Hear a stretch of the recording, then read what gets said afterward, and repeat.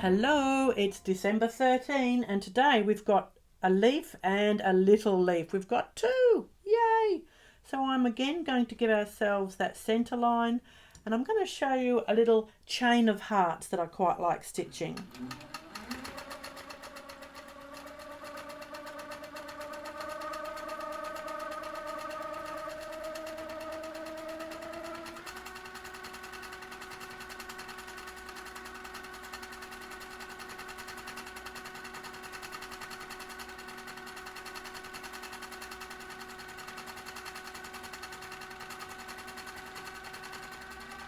It ends up looking like a feather, but sometimes by calling it a heart shape, people can relate to it a bit more than perhaps that paisley shape of a feather.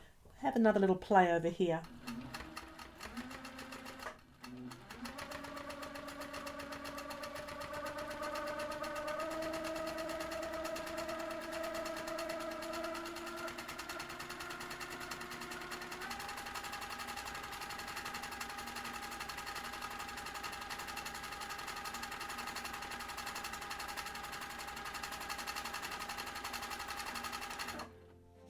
There you go, that's two for the price of one today. I'll see you tomorrow for December 14.